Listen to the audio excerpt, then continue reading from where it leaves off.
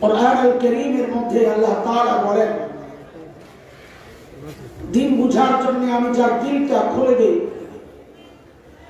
দিন মানা, দিন শেখা, দিন জানার মানসিকতা আমি যাকে দান করি, ওই বান্দা সারাক্ষণ আমার স্পেশাল নূরের আওতায় থাকে। যার দিলকে আমি শক্ত করে দেই, দুর্ভাগ্য তার জন্য, সে স্পষ্ট গুমরাহিতে নিমজ্জিত হয়।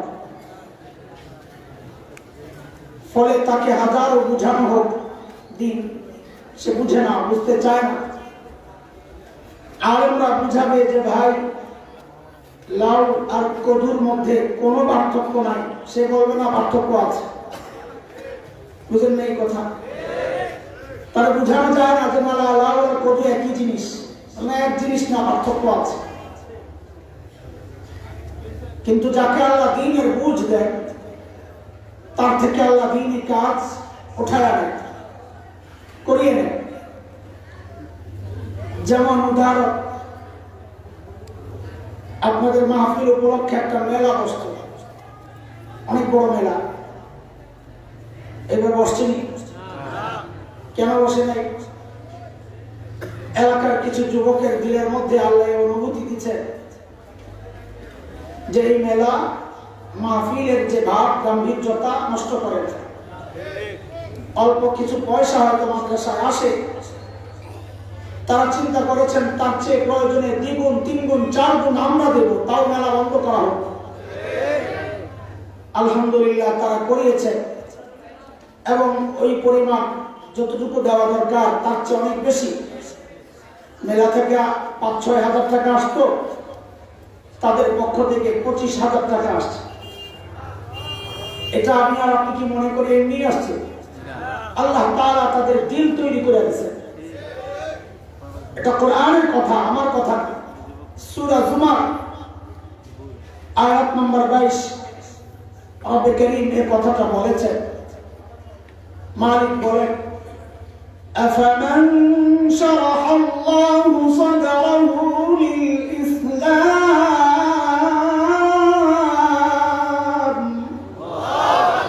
ফাহুয়া আলা নূরিন মির রাব্বিহি ফাওয়াইলুন লিল কাসিয়াতি কুলুবুহুম মিন যিকরিল্লাহ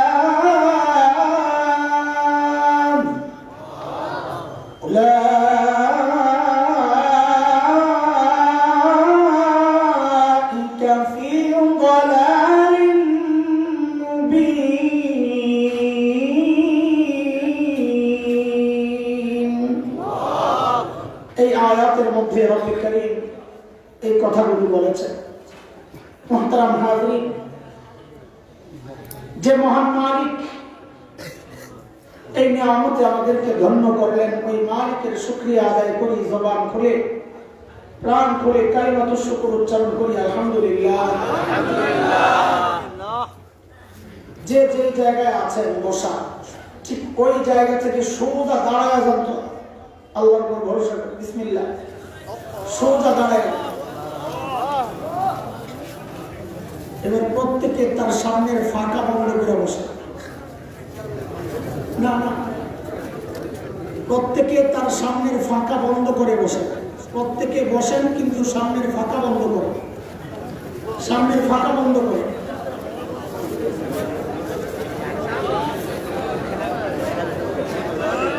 মাশাআল্লাহ, মাশাআল্লাহ।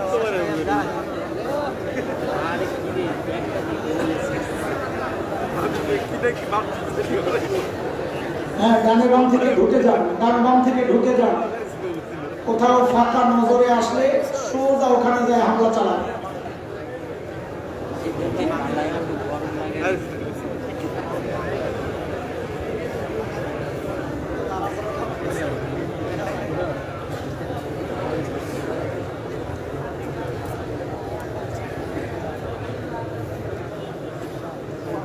যারা দাঁড়িয়ে আছি বসে যান, বসে যান, অসুন্দর লাগে। বসে বসে শুধু কতক্ষণ দাঁড়ায় থাকবেন না, ভাগার নিয়তকে যাবেন। ভাগার নিয়ত হলে আগের থেকে ভাইগা যাবে, ওই টেস্ট করে ভাববেন যে এই মজা লাগবে না 100% শিওর জানবেন বাচ্চা ঘুমান ওইটাই মজা কম্বল গরম করেন যে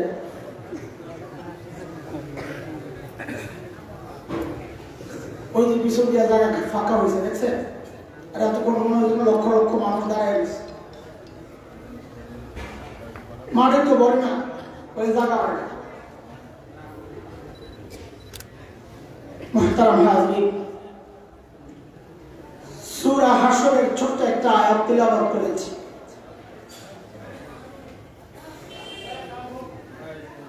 আল্লাহ তাআলা এই আয়াতে আমাকে আপনাকে বড় মায়া করে ডাক দিয়েছে কোরআনুল কারীমের মধ্যে আল্লাহ মুমিনকে দুই ভাবে ডেকেছেন এক হচ্ছে ইয়া আইয়ুহান নাস ও মানুষ আর এক হচ্ছে ইয়া আইয়ুহাল্লাযীনা আমানু ও ঈমানদারেরা হযরত মুফতি শফি রাহমাতুল্লাহ আলাইহি বলেছেন এই দুই ডাকের মধ্যে অনেক পার্থক্য কি পার্থক্য বলে আমরা আমাদের বাচ্চাদেরকে ডাকার ক্ষেত্রেও এই পার্থক্যটা করি আমরাও আমাদের বাচ্চাদেরকে দুই ভাবে ডাকি এক হচ্ছে নাম ধরে আব্দুল্লাহ কোথায় তখন বাচ্চা অজানা একটা আশঙ্কা তার মধ্যে কাজ করে যে মনে হয় আব্বা রেগে আছে কিন্তু বাবা যখন বাবা আর সন্তানের যে সম্পর্ক ওই সম্পর্ক ধরে যখন ডাক দিয়ে বলেন আব্বু তখন সন্তান বুঝে বাবা আমাকে মায়া করে ডাক দিয়েছে ঠিক আল্লাহ তাআলা যখন বান্দাকে ডাক দেন ও মানুষ ইয়া আইয়ুহান নাস তখন বুঝে নেওয়া যে আল্লাহ তাআলা হয়তো রেগে আছে কিন্তু আল্লাহর সাথে বান্দার যে সম্পর্ক ঈমানের সম্পর্ক ওই সম্পর্ক ধরে যদি ডাক দিয়া বলেন ইয়া আইয়ুহাল্লাযীনা আমানু ও ঈমানদারেরা তখন বুঝে নেওয়া যে আল্লাহ তাআলা বড় মায়া করে ডাক দিয়েছে আমি যে আয়াতে কারিমা তিলাওয়াত করেছি এই আয়াতে আল্লাহ বড় মায়া করে ডাক দিয়ে বলতেছেন কি ইয়া আইয়ুহাল্লাযীনা আমানু তাকুল্লাহ ওয়াল তানজুর নাফসুম মা قدمت لغد واتقوا الله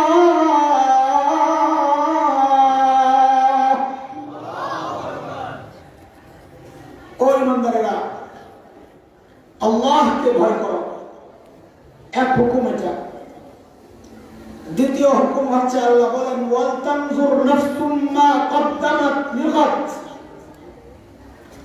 প্রত্যেকটা মানুষের উচিত তার আখিরাত নিয়ে চিন্তা করা যে আমার আখিরাতের পুঁজি কি সম্বল কি মালিকের সামনে কি নিয়ে দাঁড়াবে এটা প্রত্যেকের চিন্তা করা উচিত শুধু শ্রোতারা চিন্তা করবে বক্তারা আল্লাহ বলেন না প্রত্যেকে খালি মুরিদ চিন্তা করবে আখিরাতের পিশাব্বা না আল্লাহ বলেন প্রত্যেকে খালি মুসলিমরা চিন্তা করবে ইমামবাদ আল্লাহ বলেন না প্রত্যেকের চিন্তা করা লাগবে যে আমি আমার মালিকের সামনে কি নিয়ে দাঁড়াবো পুঁজি কি আমার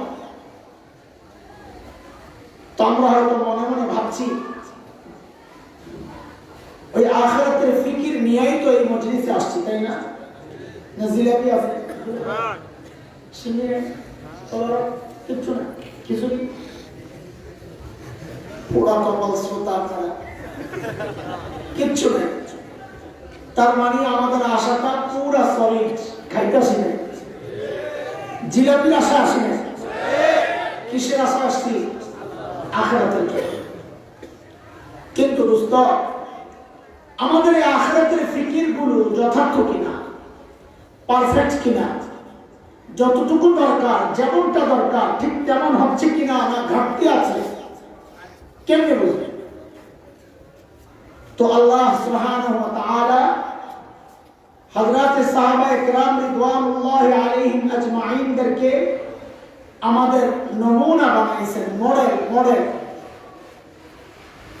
যে তুমি তোমার ঈমানকে সাহাবীদের ঈমানের সাথে মিলাও, যদি মিলে যায় তো তোমার ঈমান ঠিক আছে, আর যদি না মিলে তো বুঝতে হবে তোমার ঈমানের মধ্যে ভেজাল আছে। কার কথা? এই কথা তো বলেন, কার কথা? মালিক বলে فَإِنْ آمَنُوا بِمِثْلِ مَا آمَنْتُمْ بِهِ فَقَدِ اهْتَدَوْا وَإِنْ تَوَلَّوْا فَإِنَّمَا هُمْ فِي شِقَاقٍ। বলে ঈমানকে মিলাও, যদি মিলে যায় ঠিক আছে, না মিললে ভেজাল আছে। বলে তুমি তোমার তাকওয়াকে সাহাবীদের তাকওয়ার সাথে মিলাও। কেন মিলাবো? আল্লাহ বলেন কারণ সাহাবীদের তাকওয়ার পরীক্ষা আমি নিয়েছি, ওই পরীক্ষায় তারা পাস। কার কথা? মালিক বলেন উলাইকা আল্লাযীনা ইমতাহানা আল্লাহু কুলুবাহুম লিত্তাকওয়া লাহুম মাগফিরাতুন ওয়া আজরুন আযীম।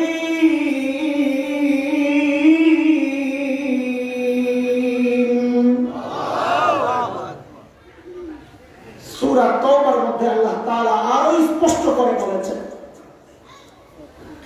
মালিক বলেন والسابقون الأولون من المهاجرين والأنصار والذين اتبعوهم بإحسان رضي الله عنهم ورضوا عنه وأعد لهم جنات تجري تحتها الأنهار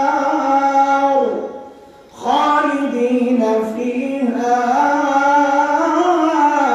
أبدا ذلك الفوز العظيم।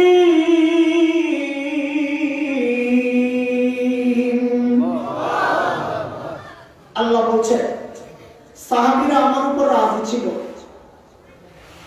আমিও তাদের উপর রাজি, তাদের জন্য আমি জান্নাত তৈরি করে রাখছি।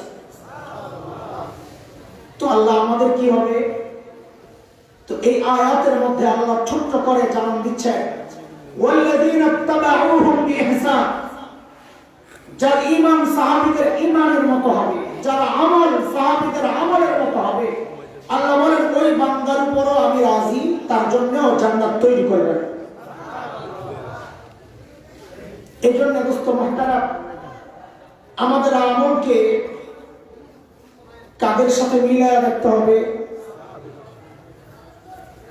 আযানের আগে আপনি দুরূদ শরীফ পড়বেন কি পড়বেন না, এটা আপনার ইচ্ছা।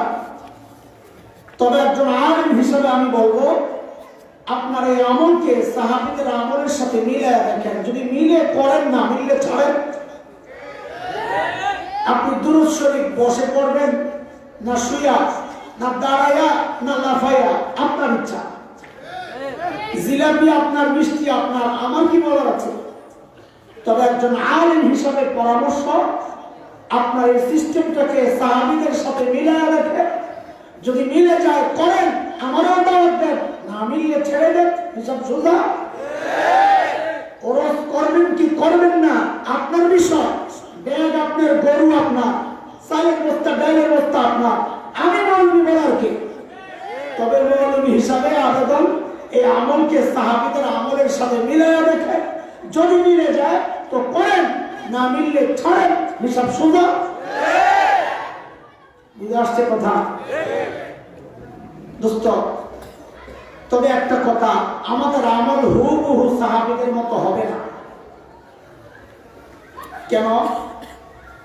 হুবহু সাহাবীদের মতো যদি হতো তো আল্লাহ আমাকে আপনাকে এই যুগে না পাঠাইয়া ওই যুগেই পাঠাইতেন। ছোটবেলায় আমরা একটা গজল গাইতাম, আমি এক লাইন করবো যাতে আবার বদনাম না হয় যে গজল গায়ে গায়ে সময় নষ্ট করে। এক লাইন শুরু, জন্ম যদি হতো মুদের রাসূল পাকের কালে, আহা যখন ছিলাম তখন এইটা তো ওস্তাদরা আটকায় দিছে, এই গজল গাওয়া যাবে না। কোন যুগে তুমি হবা এটা তিনি বানিয়েছেন তোমাকে, সেই মালিক সেই খালিক ভালো জানেন। যে যুগে আসা দরকার তোমাকে ওই যুগেই পাঠাইছে। নবীর যুগে আইসা তুমি তো আবু লাহাব হইতে পারতা, আবু জাহেল হইতে পারতা। আমরা আসছি শেষ জমানায়, ফিতনার জমানায়, তাই না? তবে আমাদের জন্য একটা সুসংবাদ আছে, ভালো খবর। শুনলেন আপনারা? অনেক মজার খবর। কয়দিন আগে বাজারে টমেটো কত টাকা কেজি আছিল আপনার এলাকায়? কত? 100-120। যাক, বুঝা গেল বাজার করে। আচ্ছা, এটা কি ফ্রেশ না ভেজাল? ভেজালটার দাম 100। আপনাদের এই সাইডের খবর তো আমার জানে নাই, আমি ওই পারের মানুষ, মানে গরুপুরের পরের এলাকায়। গরুপুরটা পার হইলে, বিশেষ করে এই ক্রুজ পার হইলে রাস্তার দুই ধারে বিস্তীর্ণ এলাকায় টমেটোর চাষ হয়, বিশাল এলাকা। তো মাঝে মধ্যে ওই রাস্তা দিয়ে চলার সময় দেখি রাস্তার দুই ধারে বড় বড় টুকরি কার্টন টমেটো স্তূপ করে রাখে। আমরা শহরের মানুষ, ক্ষেতের এই ফ্রেশ জিনিস দেখলে খালি কিনতে মনে চায়, খাইতে পারি আর না পারি। মাঝে মধ্যে নামি গাড়ি থেকে, তো জিজ্ঞেস করি, ভাই টমেটো কত কেজি, কত টমেটো কেজি কত? তো মাঝে মধ্যে কৃষকরা জবাব দেন, যত দেন তত। কত কেজি? যত দেন। এর মানে বুঝছেন না আপনারা? এর মানে হলো, হুজুর টমেটো নিয়ে বড় বিপদে আছে, নিয়ে আমাদের কোন রকম বাঁচা, এটা হলো অর্থ। তো মাঝে মধ্যে কিনে ঘরে নিয়ে যখন মাপলে দেখা যায় 4 টাকা 5 টাকা কেজি পড়ছে। এইরকম সস্তা আপনার এলাকায় হয় না? তো হইলে তো বুঝবেন। আচ্ছা বলেন তো, এই 4 টাকা 5 টাকার টমেটোটা কি ফ্রেশ না ভেজাল? একদম ফ্রেশ। তাহলে তো কাহিনী উল্টা হয়ে গেল। ভেজালটা খান 100 টাকা দিয়া, ফ্রেশটা খান 5 টাকা দিয়া, ঘটনা উল্টা হইল না? উল্টা হওয়ার কারণ কি বলেন তো? এই মাশাআল্লাহ, সাবাস। একটা হলো সিজন, আর একটা হলো আনসিজন, অফ সিজন। সিজনের জিনিস ফ্রেশ, কিন্তু দাম কম না, এটাই অরিজিনাল দাম। অফ সিজনের জিনিস ভেজাল, কিন্তু দাম 5 টাকা করে দিত, তখন দৌড়ানি দিত, তাই না? টমেটো খাইতে আইসো, কামনাই খাইলে তোমার যাও। ঠিক এই জায়গাটাই হলো আমাদের পয়েন্ট। রাতে একা একা আল্লাহর সাথে যখন কথা বলেন, তো এই কথাটা বললে আল্লাহকে ধরা যাবে শক্ত মতো। আল্লাহ, আমাদেরকে পাঠাইছো তুমি শেষ জমানায়, ফাসাদের জমানায়, অফ সিজনে, আন সিজনে। ইবাদতের অরিজিনাল সিজন তো নবীর যুগ, তারপরের যুগ। আমাদেরকে তো ওই সিজনে তুমি পাঠাও নাই, পাঠাইছো অফ সিজনে। অফ সিজনের জিনিস একটু ভেজালি হবে, আমাদের আমল একটু ভেজালি হবে, তবে রেট বাড়ায় দেওয়া লাগে। ঠিক আছে না? শক্ত করে ধরবো, আল্লাহ যা করে রেট বাড়ায় দেওয়া লাগে। মনে মনে ভাবতেছেন আন্দাজে একটা মাইরা দিল, আমি করে ব্যাক করবে। হাদিসের ইশারা আছে, হাদিসের ইশারা ছাড়া কথা হবে না। আল্লাহর হাবিব সাল্লাল্লাহু আলাইহি ওয়াসাল্লাম বলেছেন, মান তামাসসাকা বিসুন্নতি ইনদা ফাসাদি উম্মতি ফালাহু আজরু, বলেন উলামায়ে কেরাম, ফালাহু আজরু মিয়াতি শাহীদ। এই জন্য জিজ্ঞেস করছি, বলানোর জন্য, তাইলে মনোযোগটা বেশি আসবে। হযরত মুফতি আব্দুল মালিক দামাত বারাকাতুহু আলিয়া সহ মুহাদ্দিসদের গবেষণা হচ্ছে, মিআ শব্দটা লাগাইলে হাদিসটা দুর্বল হয়ে যায়, মিআ ছাড়া বললে হাদিসটা পুরো ঠিক আছে। তো আমরা মিয়া ছাড়াই বলি, মিয়া মানে 100। আপনারা আবার মনে হয় কোন মিয়ারে বাদ দিল বুঝলাম না কিছু। মান তামাসসাকা বিসুন্নতি ইনদা ফাসাদি উম্মতি ফালাহু আজরু শাহীদ। নবী বলেন, ফাসাদের জামানায়, শেষ জামানায়, দাজ্জালের ফিতনাগুলো প্রকাশের সময় যে ব্যক্তি সুন্নত আঁকড়ে ধরবে আল্লাহ তাআলা তাকে শাহাদাতের মর্যাদা দান করবেন। আচ্ছা বলেন তো, এই কথাটা নবী সাহাবীদেরকে বলছেন যে আমার সাহাবীরা সুন্নত আঁকড়ে ধরো, আল্লাহ তোমাদেরকে শাহাদাতের মর্যাদা দান করবেন, নবী সাহাবীদেরকে বলছেন?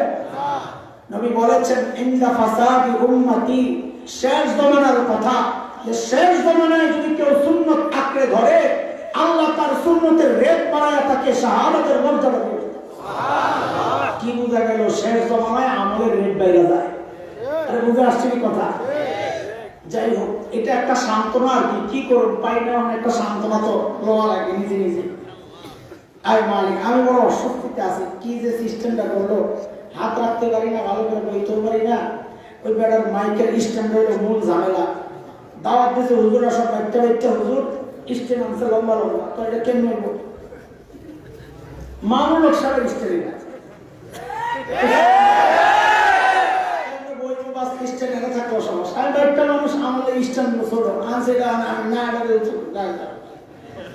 বড় বিপদে আছে, অস্বস্তি। শুরু থেকে অস্বস্তিটা আছে, স্বাভাবিক কথা বলতে পারতেছি, আনিজি লাগতেছে। নাম জানা বলে ওই বেড়াকে করলাম, একটু ঘুরাইয়া দেখো, ওইটাও যাবো না, ঘুরাইতে পারলেই কাম হইতো। একটা বালিশ দিলে আবার নিয়ে ঘুরতে আমার নাক বাঁধে, এই ধরে আমি বলেছি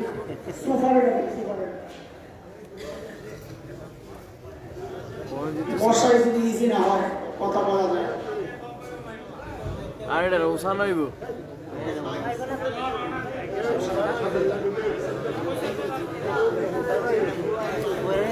কি করলে দিলে তো আরো উঠে সমস্যা নেই।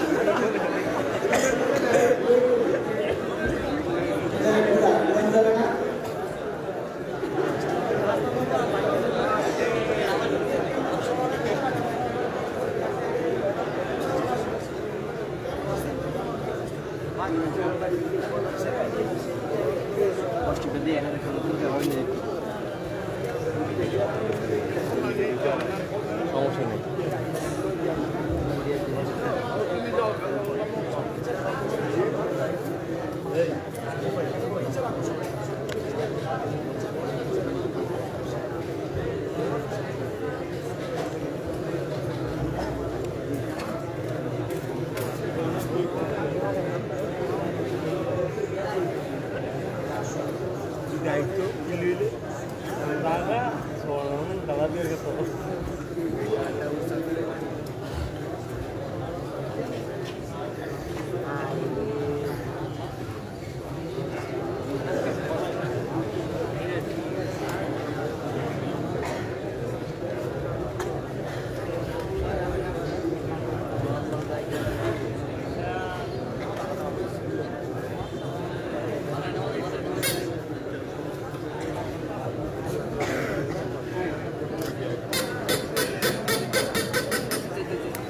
Kayaknya didas.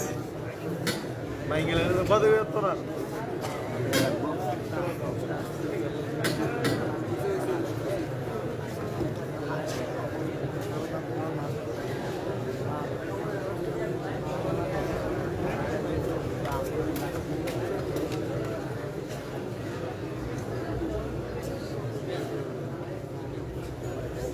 Samsung, Samsung.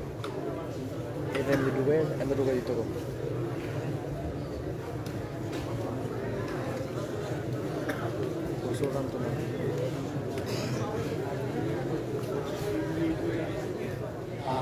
ঠিক আছে, একটু ফিকির হয়েছে। মিডিয়া তুমি ডরাই না, এটা 5 হাত দূর থেকে এটা পাওয়া যায়, এত দিয়ে আমার মানুষ দেখিও না। এখন ঠিক আছে আপনার, আমি কত আরামে দিয়েছি। এ তো আইনে কষ্ট দিলে আর এলাকার আশাবাদ অবস্থা খেয়াল করে। আলহামদুলিল্লাহ, জাযাকুমুল্লাহ। আমাদের আমল সাহাবীদের মতো হুবহু হবে না, তবে আমাদের চেষ্টা থাকবে যতটা কাছাকাছি করা যায়। দুনিয়ার জিন্দেগিতে সাহাবীদের থেকে আমরা যত কাছাকাছি আসতে পারবো, ঠিক হাসরেও সাহাবীদের তত কাছাকাছি থাকতে পারবো। সাহাবীদের সাথে আমাদের মৌলিক পার্থক্য কোন জায়গায়? বুঝলে সামনের কথা বোঝা সহজ হয়। আমরা খেলাধুলা করছি, লেখাপড়াও করছি। এখনকার বাচ্চারা লেখাপড়াও করে, খেলাধুলাও করে। পার্থক্য কোন জায়গায়? আমরা লেখাপড়ার ফাঁকে ফাঁকে খেলাধুলা করছি, আর এখনকার বাচ্চারা খেলাধুলার ফাঁকে ফাঁকে লেখাপড়া করে। ঠিক আছে না কথা? ঠিক সাহাবায়ে কেরামের সাথে আমাদের পার্থক্যটা এই জায়গায়। আমরাও যারা দ্বীনদার নিজেদেরকে ভাবি, দুনিয়ার কাজও করি, আখিরাতের কাজও করি। হযরত সাহাবায়ে কেরাম দুনিয়ার কাজও করছেন, আখিরাতের কাজও করছেন। তো আমাদের সাথে তাদের পার্থক্য কি? বলে সাহাবায়ে কেরাম আখিরাতের কাজের ফাঁকে ফাঁকে দুনিয়ার কাজ করছেন, আর আমরা দুনিয়ার কাজ করি, ফাঁকে ফাঁকে আখিরাতের কাজ করি। এই গ্যাপটাকে যত কমানো যাবে, হাসরে সাহাবীদের তত কাছাকাছি আসতে পারে। বুঝে আসছে কথা? বুঝতেছেন কথাবার্তা? একটু দুরূদ শরীফ পড়ে নেন। আল্লাহুম্মা সাল্লি আলা মুহাম্মাদ কামা সাল্লাইতা আলা ইব্রাহিম ওয়া আলা আলি ইব্রাহিম।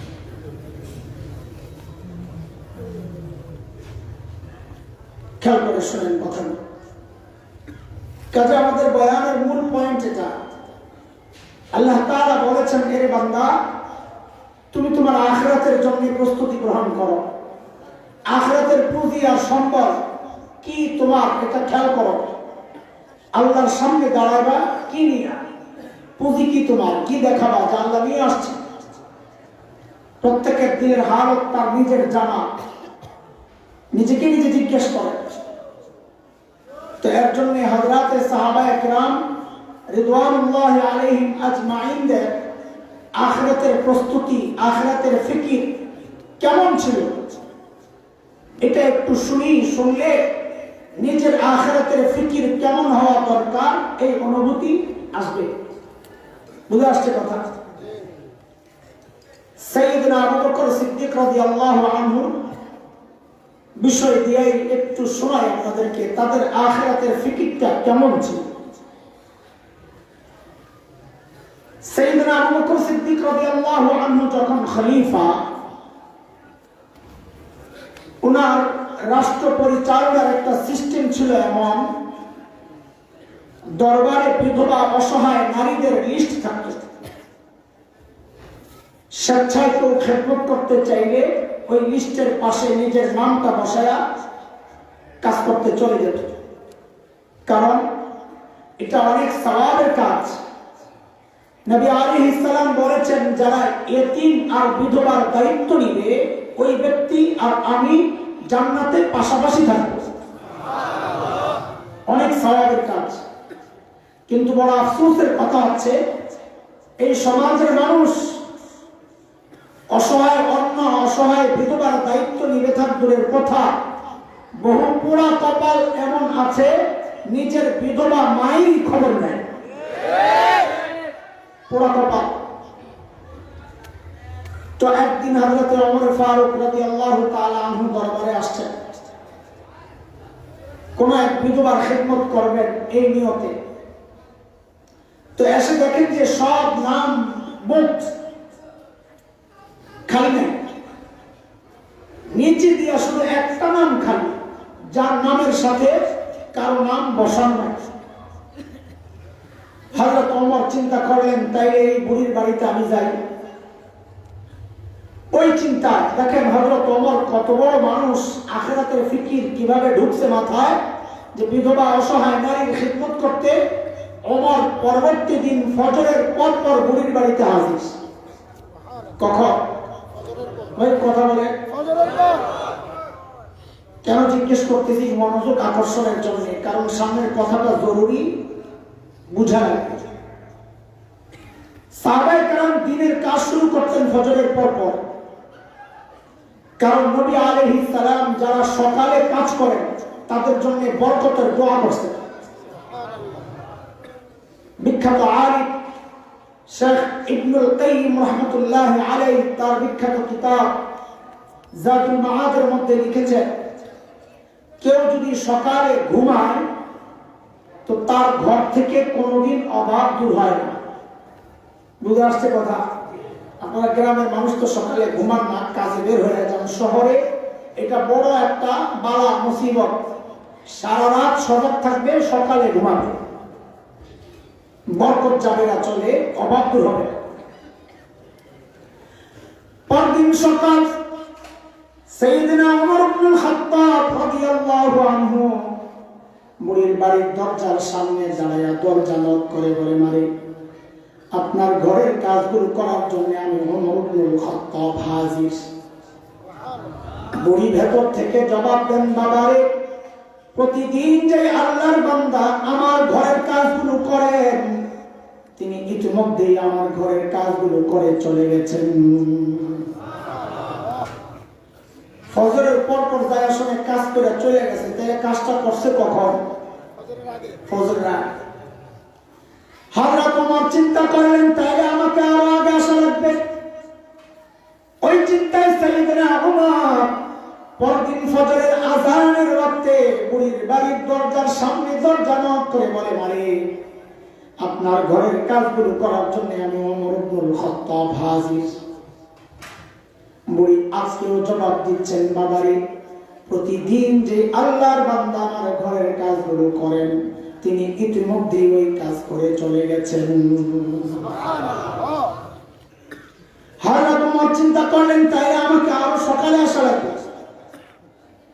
ওই চিন্তায় হযরত ওমর পরদিন তাহাজ্জুদের ওয়াক্ত বুড়ির বাড়ির দরজায় নক করে বলে, মারে আপনার ঘরের কাজগুলো করার জন্য আমি ওমর ইবনে খাত্তাব 2 দিন থেকে ঘুরতেছি রে মা, নিশ্চয়ই আজকে আপনার ঘরের কাজগুলো আমি পায়া যাব। হযরত ওমরকে অবাক করে বুড়ি আজকেও জবাব দিচ্ছেন, বাবারে প্রতিদিন যে আল্লাহর বান্দা আমার ঘরের কাজগুলো করে, তিনি ইতিমধ্যেই তো কাজ করে চলে গেছেন। ওই ভাই কখন কথা বলে না? কখন? তাহাজ্জুদের সময় চিনেন? কখন? ফজরের আগে 12টা থেকে 2টা 3টা। আচ্ছা একটা আছে বলা না রসুলা, ওইটা আমার মাকসাদ না, এটা আলেমরা বলবেন। আমি ভিন্ন একটা কথা বলতে চাই, এই জন্য জিজ্ঞেস করছি। সেটা হচ্ছে এটার একটা ডিজিটাল ব্যাখ্যা তাহাজ্জুদের ওয়াক্তের। ডিজিটাল ব্যাখ্যা হচ্ছে এই যুগে পোলাপান ফেসবুক ইউটিউব বন্ধ করে যখন ঘুমাইতে যায়, ওদেরও তাহাজ্জুদের ওয়াক্ত। সারা রাত শুয়ে শুয়ে ফেলতেছে। একটা সবচেয়ে বড় কপাল পড়ছে রাত্রে যারা চুরি করতো ওই বেড়া, যেই ঘড়ির গায়ে রাত্রে চুরি করার জন্য জানালার চিপা দিয়ে তাকায় দেখে কেউ না কেউ কোন আল্লাহর বান্দা আসমানের দিকে মুনাজাত দিয়ে শুয়ে রয়েছে। ঠিক কি কথা? গজব আইব নাকি? এতক্ষণে যায় হযরত ওমরের টনক মরছে, কিরে এত রাতে কে কাজ করে? আমার কাজের দরকার নাই, আগে বুজুর্গ বাই করা লাগবে, কে আল্লাহর বান্দা। এই চিন্তায় হযরত ওমর পরদিন ইশার নামাজের পর বুড়ির বাড়ির সামনে এক ঝোপের আড়ালে চুপচাপ বসে আছেন। দেখবেন এত রাতে কে কাজ করার জন্য আসে। গভীর রাত হযরত ওমর লক্ষ্য করলেন এক আল্লাহর বান্দা খালি পায়ে পা টিপে টিপে চোরের মতো হযরত ওই বুড়ির বাড়ির দিকে আগাইতেছে। হযরত ওমরও রেডি, আসেন দেখি কেডা। যেই না কাছাকাছি আসছে ওমর দাঁড়ায় গেছে, ওরে আল্লাহ, ওমরের আওয়াজ উঁচা। ওই মানুষটাও একা, রাত গভীর। আমি যদি এমন কোন অবস্থায় পড়তাম, হঠাৎ যদি কেউ এসে বল দেখে, আমার কাপড় সব নষ্ট হয়ে গেল। হযরত ওমরের আওয়াজে ওই ব্যক্তি ভয় পাবেন থাক দূরের কথা, উল্টা হযরত ওমর যাকে দেখলেন নিজেই চমকায় গেছে। দেখেন তিনি আর কেউ না, খলিফাতুল মুসলিমিন আবু বকর সিদ্দিক রাদিয়াল্লাহু তাআলা।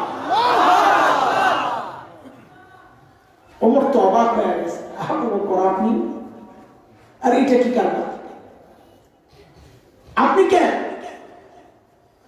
সারাদিন প্রশাসনিক কাজে ব্যস্ত থাকেন, রাতে একটু ঘুমাবেন তা না, জন্য। কেন রে ভাই, আমরা নাই? আমরা কি মরে গেছি? পায়ের দিকে তাকায় দেখে জুতা নেই, মেজাজটা গেছে আরো বড় নেই। সেই দিন আমার আবু বকরকে বড় মহাব্বত করতেন, এমনি লাইগে থাকতেন। লাইগে মানে গুতাগুতির লাগে না, ক্ষমতার লড়াই না, কার চেয়ে কে বেশি আমল করতে পারে ওই লাগা। ধরছেন, জুতা নাই কেন? জুতা নাই কেন? খালি পায়ে আসছেন কেন? কাটা পাথরের টুকরা, বাংলাদেশের মাটির মতো তো মুসলিম তো না আরবের মাটি।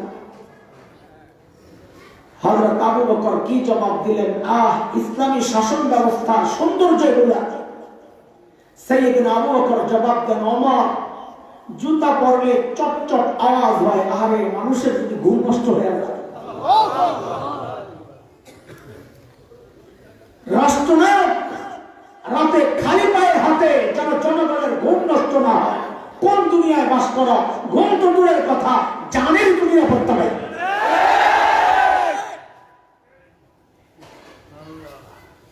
আমাদের আকাবিররা সাহাবে কেরামের নমুনা আমরা বলি গর্বের সাথে। কেন জানে? এই যে দেখেন, এই জায়গায় মুফতি শফি রহমতুল্লাহ আলাইহি লিখেছেন, ওনার উস্তাদ দারুল দেওবন্দের উস্তাদ হযরত আসগর হুসাইন রহমতুল্লাহ আলাইহির কথা, যে আমার লেখাপড়ার শেষে আমি হযরতের কাছে আত্মশুদ্ধির জন্য কিছুদিন অবস্থান করেছি। তো একদিন হযরতের সাথে রাতে কোথাও যাচ্ছিলাম, একটা বাড়ির সামনে যাইয়া হযরত জুতাগুলো খুলে ফেললেন। কিছু দূর জুতা খুলে খালি পায়ে হেঁটে এরপর যায় জুতাটা পরলেন। আমার ভিতরে কৌতূহল, হযরত জুতা খুললেন কেন রাতে হঠাৎ করে? জিজ্ঞেস করলাম, হযরত এতটুকু জায়গা খালি পায়ে কেন আসলেন? জুতা কেন খুলছেন? আল্লাহ ওয়ালাদের চিন্তা। হযরত জবাব দেন, এই যে বাড়িটা দেখছ, এই বাড়িটা একটা অমুসলিম পতিতা, মুসলমান না, পতিতা, বুঝেন? পয়সার বিনিময়ে নিজের দেহ বিলায়, সহজ বাংলায় যদি বলেন তো বেশ্যা, সহজ বিল্লাহ, দেহ ব্যবসায়ী, দেহ প্রসারী। তো হযরত বলেন, এই মহিলা এক সময় রূপ যৌবন ছিল, তার খদ্দের আসতো, কাস্টমার আসতো। এখন তার বয়স পড়ে গেছে, সেই সৌন্দর্য নাই, এখন তার কাস্টমার আসে না, কিন্তু সে অপেক্ষায় বসে থাকে নিশ্চয়ই। আমি পুরুষ মানুষ, আমার জুতার আওয়াজ পাইলে সে বুঝবে যে কোন পুরুষের জুতার আওয়াজ এটা। তখন সে আশাবাদী হবে, না জানি আমার কোন কাস্টমার আছে। আমি যখন চলে যাব, সে আশাহত হইয়া কষ্ট পাবে। আমি চাই না এই কষ্টটা সে পাক, এই জন্য এই জায়গাটা আমি জুতা খুইলে তারপর হাঁটি। আমাদের আকাবির কোথায়? আমরা ও মুসলমান, এর নাম ইসলাম, এটাই ইসলাম। অথচ এখনকার মানুষের চরিত্র হচ্ছে নিজের জায়গাটা মেপে মেপে শেষ মাথায় নিয়ে বাথরুমটা বানাবে, আরেকজনের জায়গার বাড়ির কোনায় নিয়ে বাথরুম বানাবে। কিরে গন্ধ আসতেছে, আরে কেন বানাই? তোর জায়গায় বানাইছি, আমার জায়গায় একটু বানাইছি, তোর জায়গায় একটু বানাইছি, কথা তো ঠিকই আছে। এর নাম ইসলাম না। ইসলাম হচ্ছে আমার আচরণের জন্য অন্য কেউ কষ্ট না পায়, এর নাম ইসলাম। প্রসঙ্গ তো বলেনি একটু। আমি যখন গাড়ি থেকে নেমেছি, অনেক ভাই হাত বাড়িয়েছিলেন মুসাফা করার জন্য, আমি হাত বাড়াই নাই। এটা আমাদের জন্য একটা বড় মুসিবত, এটা আপনারা বুঝবেন না। একজনের কাছে হাত বাড়াইলে ওই জায়গা থেকে আসা আমার জন্য মুশকিল হয়ে যায়। সবাই হাত বাড়ায়, তখন আর আগানো যায় না। তখন আমাদের সহজ হলো, ভাই মুসাফার জায়গায় থাকে, আমি দৌড় রূপে থাকি না, রেজাল্টটা বেড়ে যাবে। এমন কোন পরিস্থিতি কারোর সাথে হয়ে থাকলে কষ্ট নিয়েন না, আমি পরিস্থিতির শিকার, অহংকারের কারণে না। আমার এই হাত কোন মণিমুক্তার হাত না, যে আপনার সাথে লাগাইলে পছন্দ হবে। আপনার হাত আমার চেয়ে দামি হাত, এই বিশ্বাস রাখলেই কথা বলতে বসি। যাই হোক, হযরত ওমর ধরছে, আপনি আসলেন কেন ভাই? তো সাইয়েদনা আবু বকর কি জবাব দিলেন? তিনি কেন আসছেন এই গভীর রাতে কাজ করার জন্য? কি জবাব দিলেন? দোস্ত মুহতারাম, জবাবটা আমি আপনি দিলে এতটা আলোচনার বিষয় ছিল না, কিন্তু জবাবটা যে আবু বকরের জবাব, জবাবটার ওজন কত, এই জবাবটাই আমার বয়ান। আবু বকর কি জবাব দিলেন, উনি কেন আসছেন, এই জবাবটাই আমার বয়ান, কিন্তু এটা এখন দেব না। কেন? কারণ এই জবাবটার ওজন কত এটা বুঝতে হলে আগে আবু বকরের ওজন বুঝা লাগবে। কারণ ব্যক্তির ওজনের উপর কথার ওজন ওঠানামা করে। বাজারে এক পরিচিত ভিক্ষুক আপনাকে ডেকে বললো, কালকে একটু দেখা করো, তোমার খুশি করে দিচ্ছে।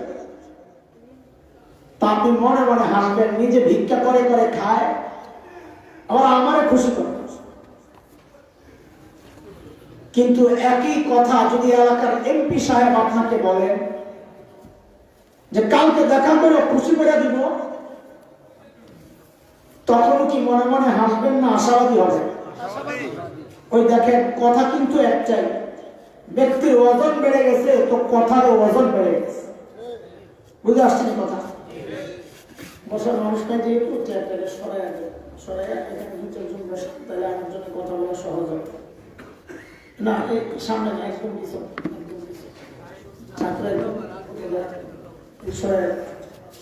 কাছাকাছি বসে, কাছের লোক না থাকলে মুশকিল হয়।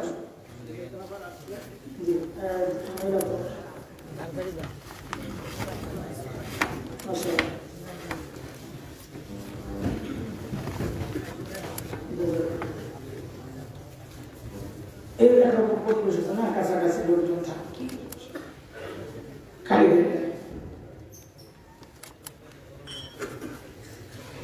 সবকে বসলে, আমরা ছাত্র ছিলাম যখন, পাশেরটায় ঘুমাইলে ইচ্ছা মতো তর্কি, গাদার তর্কি মানে তুই ঘুমাইলে এই ভাইরাস আমার দিকে আসবে, আমার ঘুম আসবে। আশপাশের মানুষগুলো যদি বয়ানের মনোযোগী না হয় তো যে বয়ান করে তার জন্য মুসিবত। এই জন্য কাছাকাছি এই লোকরাই থাকবে যারা মনোযোগ দিয়ে বয়ান শুনবে। পিচ্ছিরা থাকলে আমি উঠায় দিই, ভাই তুমি আশা করে বসছো, এই কাছে অন্যদিকে একটু বসো, যেন আমার মুখের সামনে বুঝের মানুষ থাকে, তার দিকে তাকায় তাকায় কথা বলতে না। কথা তো উড়া দুরা কথা না, যে মুখস্থ চালায় গেলাম গেল, আমি তো বুঝাইতে আসছি, তো বুঝানোর মানুষ কাছাকাছি না থাকলে কারে বুঝাবে? ঠিক আছে।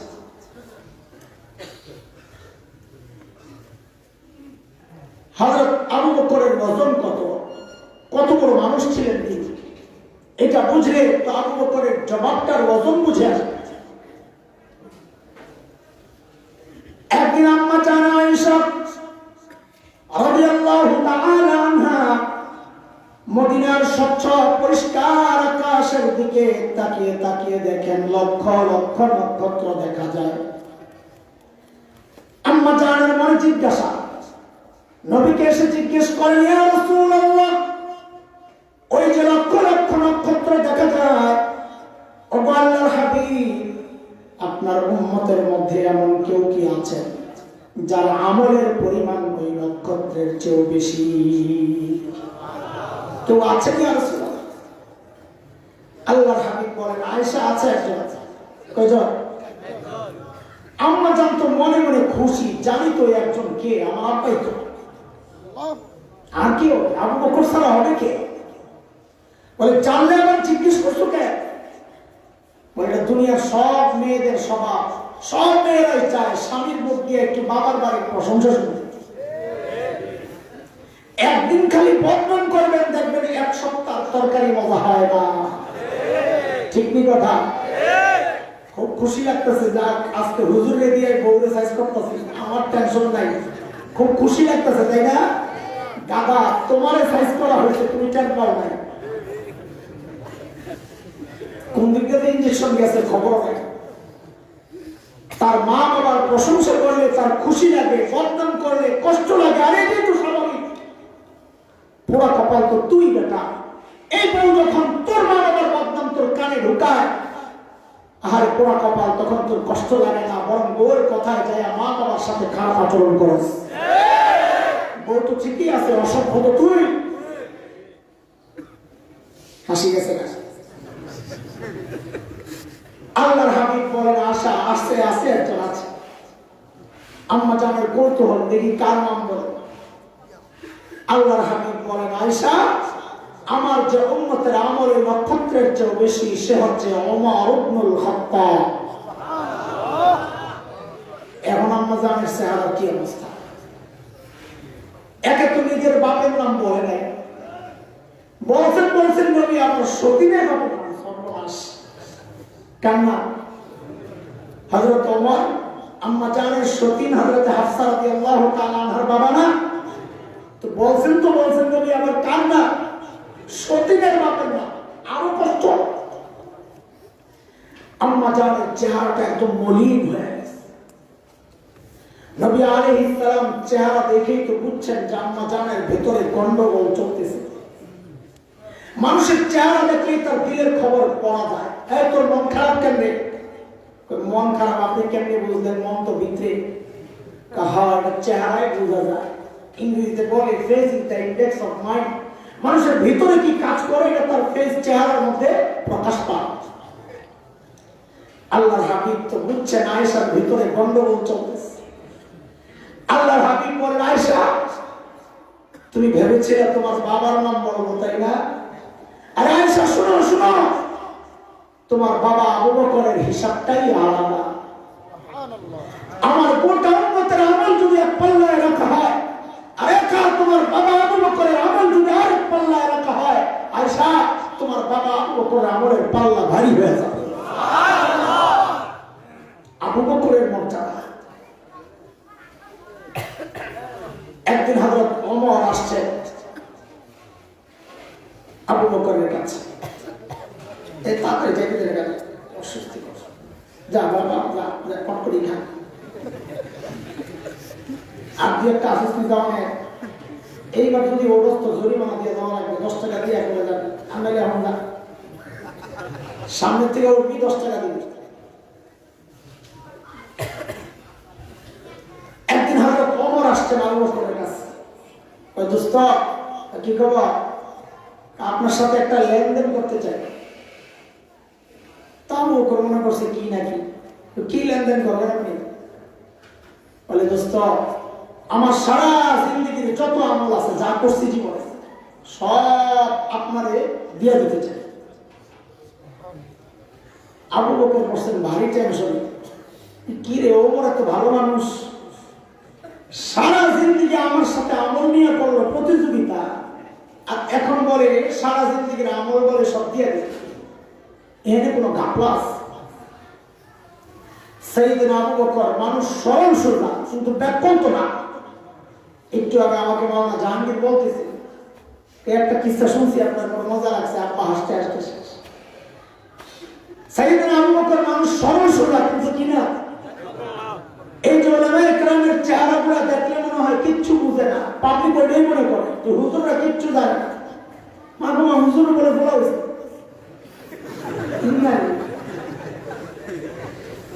পাবলিক জানলে কি মনে করে আল্লাহ। হুজুর সরল সোজা, কিন্তু কিনা যে ব্যাকল মনে করে সে ডাবল ব্যাকল। যার সিনে কোরআনের ইলম হাদিসের ইলম সে ব্যাকল হতে পারে, সে সরল সোজা। কি তো যে গল্পের কথা শোনাইতেছিলেন মাওলানা জাহাঙ্গীর, আমাদের হযরত মুস্তাফা আল হুসাইনি রাহমাতুল্লাহ আলাইহির ঘটনা আমাদেরকে শোনাইছেন হযরত মুফতি দিলওয়ার সাহেব, একদম সহিহ রিওয়ায়াত, সনদ সহিহ। হযরত মুস্তাফা আল হুসাইনি রাহমাতুল্লাহ আলাইহি বয়ান করে রেস্টুরেন্টে রাত্রে বসতেন খাইতে। আমরা বক্তাকে মাঝে মধ্যে রাস্তার পাশে খাইতে হয়। ওই বয়ানের পরে যদি খাওয়ানোর কথা হয়, বয়ানের পরে তার মুসিবত হয়ে যায়। কারণ আয়োজকরা বয়ানের আগে যেমন আগায় যায়, বয়ানের পরে অনেক সময় খুঁজে পাওয়া যায় না, তখন রাস্তায় যায় খাইতে। তো হুজুর এক রেস্টুরেন্টে বসে বসে খাইতেছিলেন। খানা শেষ, চেটে চুটে খাচ্ছেন সুন্দর করে সুন্নত তরিকায়। একটা হাত দিছিল, এটা লাস্টে বসে বসে চাপাইতেছেন, বড় মজা পেয়েছেন। পাশের টেবিলে ভদ্রলোক বসে বসে চা খায়। কি খায়?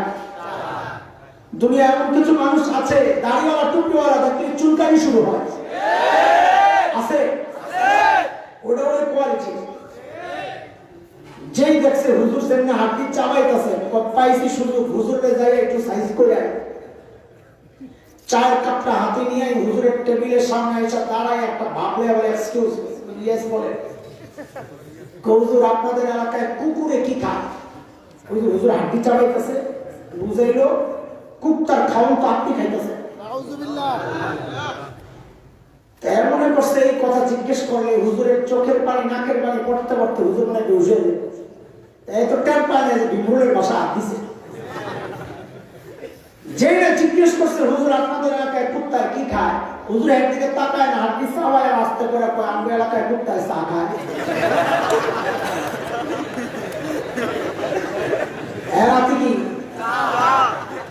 এমন অবস্থা কি মাথার তলে দিয়ে আসতে সোজা লাগাত মৌলবি বলে ব্যাকল মনে করবা, জীবনে ধরা আছে তোমার কপালে। কথা আমাদের হযরত কাসেম নানতুবি রাহমাতুল্লাহ আলাইহি নাম শুনছেন না?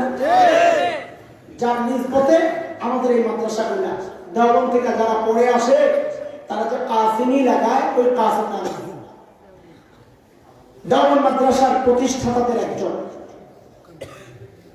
ইংরেজ বিরোধী আন্দোলনের অন্যতম সিপাহসালার, গোটা ভারতবর্ষের মুসলমান তো বটে, স্বাধীনতাকামী হিন্দুরা পর্যন্ত যার অঙ্গুলি ইশারায় উঠে বসে, এত বড় নেতা। ইংরেজরা সিদ্ধান্ত নিয়েছে গ্রেফতার করবে।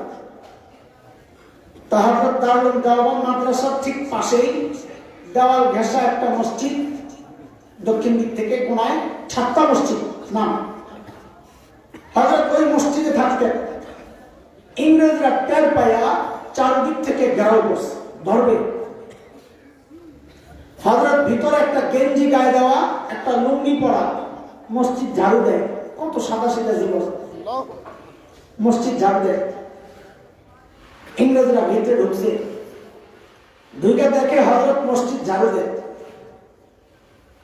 তো যাই হযরতকে জিজ্ঞেস করতেছে, এই কাসেম নানতুবি কাহা? এই কাসেম নানতুবি কই? এরা মনে করছে এটা তো আর কাসেম নানতুবি না, এত বড় নেতা, হেডটা তো কম কাম দাম হুজুর মতো হওয়ার কথা, এত বড় নেতা, বাপরে বাপ। তো জিজ্ঞেস করতেছে, কাসেম নানতুবি কে? কই? কাকে জিজ্ঞেস করতেছে? কাসেম নানতুবি কে? এখন হযরত যদি বলেন मैं हूं, আমি কাসেম নানতুবি, তো ধরা খায়। আর যদি বলেন পতা নেই, আমি জানি না, মিথ্যা হয়। কাসেম নানতুবির নগদ জবাব, হঠাৎ যে জবাব, এই যোগ্যতা ছিল মারাত্মক। হঠাৎ করে উপস্থিত জবাব, কেউ আটকাইতে পারত না। এক ইংরেজ হিন্দু পণ্ডিত সিদ্ধান্ত হয়েছে মুনাজারা হবে, বহস, বিতর্ক, যুদ্ধ, তর্ক যুদ্ধ। তো মুনাজারার আগে খাইতে বসছে। তো হিন্দু বেচারা খাইছে অনেক, হাদিসের কথা, আল মুমিনু ইয়াকুলু ফি মিআন ওয়াহিদ, মুমিনরা খায় এক হাতে, খায় কম, কাফেররা সাবাতি আমআত, সাত হাতে খায়, কাফেররা লবে শয়তানও খায়, আসল কথা। তো হিন্দু তো খাইছে অনেকটি, কাসেম নানতুবি খাইছে অনেকটি। হিন্দু পণ্ডিত চিন্তা করছে, এর শুরুতে একটা মার দিই, মানসিক ভাবে দুর্বল করে দিই। খানাই তো আমার লোক হেরে গেলে মুনাজারায় কেমনি জিতবে? তো উপস্থিত জবাব, কাসেম নানতুবি বড় আজীব যোগ্যতা। যে মেয়ে কথা বলছে, কাসেম নানতুবি বলেন, ভাই খানা নিয়ে যদি প্রতিযোগিতা করতে হয় তা আমার সাথে কেন, তুমি যাই মহিষের সাথে করো। বেশি খাওয়া ছিল মানুষের কে দেখতো না, এটা মহিষ আর গরুটা। ইংরেজরা যায় যখন জিজ্ঞেস করছে, কাসেম নানতুবি কাহা? কাসেম নানতুবি কি করছেন? উপস্থিত বুদ্ধি, যেখানে দাঁড়ায় ছিলেন ওখান থেকে একটু সরছে, তো এই জায়গাটা খালি হয়েছে না। তো এমন একটা ভাব রয়েছেন যে কথাটা বুঝতে একটু দেরি হয়েছে। হ্যাঁ, কাসেম নানতুবি, ও আচ্ছা, ও তো আবি থাকে।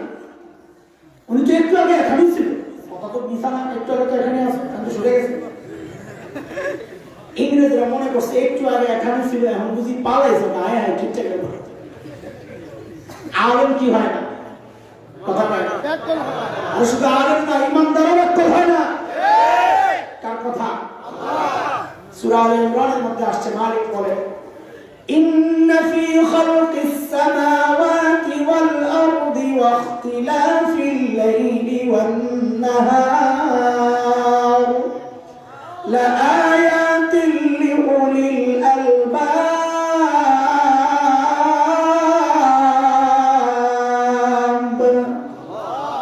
আল্লাহ বলেন যার মাথায় মগজ আছে সে তার রব চিনে,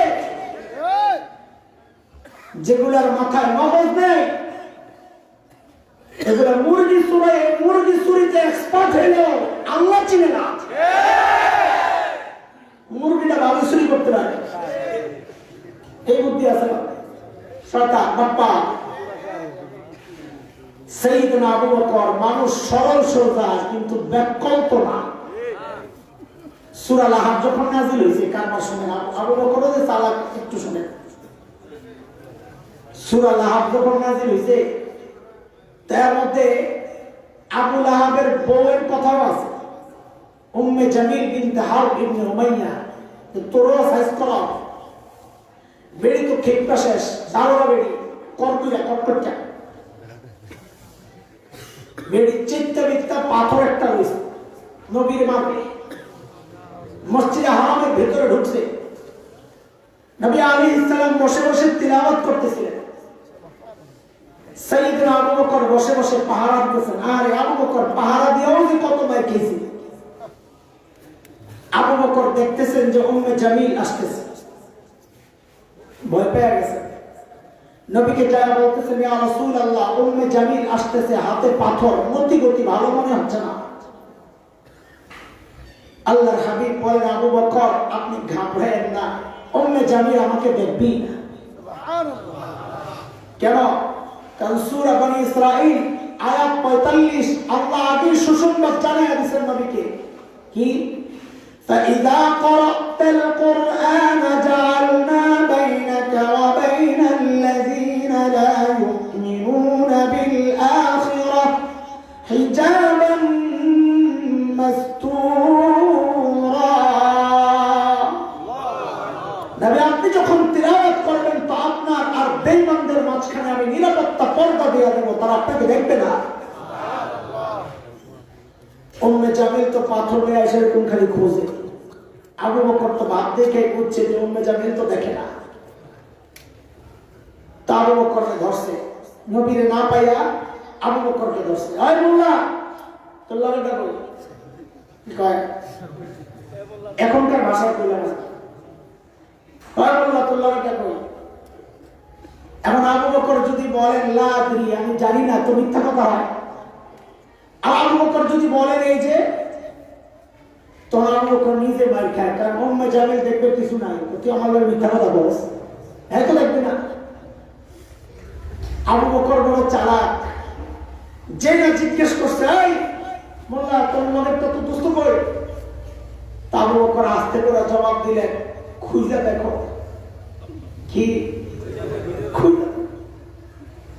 হিজরতের সময় নবী আর আবু বকর রাস্তায়, কাফেররা খবর ছড়াইয়া দিয়েছে যেখানে ধরো পারো ধরো, 100 উট পুরস্কার। নবী আবু বকর বহুদূর চলে গেছে, এক কাফেলার হাতে ধরা পড়ছে, ধরছে তারা। কিন্তু নবীরও চিনে না, আবু বকরও চিনে না, অনেক দূরে। দইরা আবু বকর সামনে জিজ্ঞেস করতেছে, মাম্মা তোমার সাথে এই লোককে? এখন আবু বকর যদি বলেন লা আরিফ, আমি চিনি না, তো সিদ্দিক কাটা যায়, মিথ্যাবাদী হয় আবু বকর। আর যদি বলেন হ্যাঁ নবী না, তিনি আমাদের নবী, তো নবুয়ত শেষ হয়, ধরে নিয়ে মেরে ফেলে। আবু বকর বড় আজীব এক জবাব দিচ্ছেন, সুবহানাল্লাহ। তারিখের কিতাবে আসছে আবু বকরের এই জবাব। আবু বকর জবাব দেন, হাযা রাজুল ইয়াহদিনি, তিনি একজন মানুষ আর কি, আমার রাস্তা দেখায়। এরা মনে করছে পাহাড়ি চিপা চাপা রাস্তা মনে হয় বেড়াইছিল না, এই সিনে ওই রাস্তা দেখায়। কিন্তু আবু বকর তো নিয়োগ করছেন ইয়াহদিনি ইলাল জান্নাহ, তিনি আমার জান্নাতের রাস্তা দেখায়। হযরত ওমর যখন বললেন, আবু বকর আপনার সাথে একটা লেনদেন করতে চাই। বলে কি লেনদেন? বলে আমার সারা জিন্দেগীর আমল সব আপনাকে দিয়ে দেব। আবু বকর তো বুঝছেন এখানে কোনো ঘাপলা আছে। আস্তে করে জিজ্ঞেস করলেন, ওমর বুঝলাম আপনার সারা জিন্দেগীর আমল আমাকে দিয়ে দিবেন, একটু বলেন না আমার কি দেওয়া লাগবে ওটা বল। ওমর বলে, আবু বকর আপনি ঘাবড়ায়েন না, বেশি কিছু দেওয়া লাগবে না, আরে কমটা কি হেঁটে না। আবু বকর হিজরতের সময় সাউর গুহায় যে 3 দিন নবীর সাথে ছিলেন না, কাহা তা আমার ওই 3 দিন দিয়ে দেন, আমি আমার সারা জিন্দেগীর আমল আপনারে দিয়ে দেব। ও দোস্ত বুঝার বিষয়। সাইয়েদনা ওমর কি বুঝলেন গুমর, যে 3 দিনে এমন কি গুমর ছিল যে তিনি বুঝে গেছেন যে আমার সারা জিন্দেগীর আমলের চেয়ে আবু বকরের এই 3 দিনের দাম বেশি। কি সেটা গোবরটা কি একটু বোঝা দরকার। কথা বলে এদিকে তাকায়, বুঝতে হলে একটু সাউথ গুহায় ঢুকা লাগবে। ঢুকবেন একটু সময় আছে আপনাদের?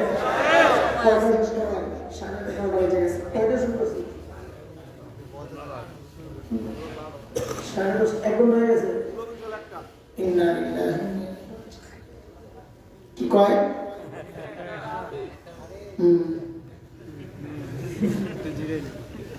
বিশ্বাস ওয়াজ করছে কোন এলাকায় আল্লাহওয়ালার কবর থাকলে ওই এলাকার আশেপাশের কবরওয়ালারাও রহমতের কিছু ভাগ পায়।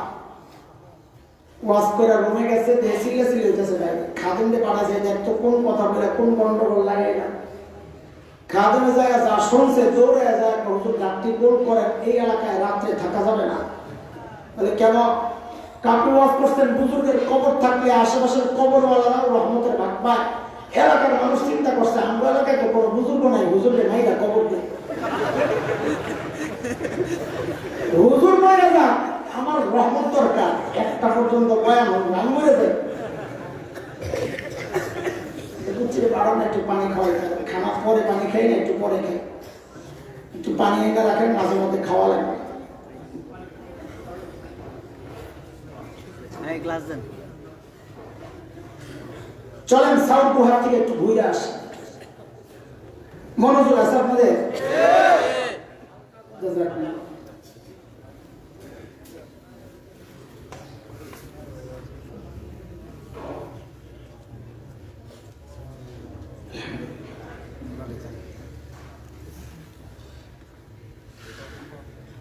আচ্ছা, গুহার ভেতরে ঢোকার আগে গুহার মুখটাকে একটু বন্ধ করি। চলেন, আপনারা তো কত ওয়াজ শুনছেন, আজকে ওয়াজের পরীক্ষা হবে।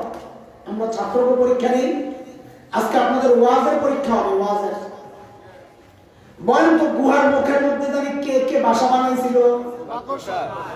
মাকড়সা, কবুতর। মাশাআল্লাহ, ওয়াজ মনে আছে, বাকিটাও কর। কবুতরের ডিম পাড়ছিল কয়টা? কারণ যে সঠিক জবাব দিতে পারবো, মাওলানা জাহাঙ্গীর আছেন বাজে, জাহাঙ্গীর সাহেবের পক্ষ থেকে তারে পুরস্কার দেওয়া হবে। আপনি রাজি? সঠিক উত্তরদাতাকে পুরস্কার দেওয়া হবে। কবুতরের ডিম পাশে কয়টা? দুইটা। আর কোন মতামত? একটাও না। এটা একটা জবাব, দুইটা একটা জবাব। আর আছে নাকি একজন? একজনের কয়ালাম না, একতলাফ আছে, তাই তো শুনে কথা। অনেকে মনে মনে চিন্তা করতেছেন নবীর সাথে সংশ্লিষ্ট একটা গল্প নিয়ে আমি তামাশা করতেছি। আসলে তামাশাই করতেছি। আরে হ্যাঁ, আপনার খবর নেই, তামাশা করতেছি। কেন? কারণ মুহাদ্দিসরা বলেছেন কবুতরের গল্পটা পুরাই জাল, বানোয়াট, মিথ্যা কথা। কবুতরই নাই, মানুষ বয়ে বয়ে ডিম বানে। দোষ আমাদের, আপনাদের না। আমরাই তো শোনাইছি আপনাদের এই ওয়াজ, আপনি কই পাবেন এই কথা? আপনার দিন জয় করার জন্য বানায়া বানায়া মিথ্যা কাহিনী শোনায়া শোনায়া পাবলিকে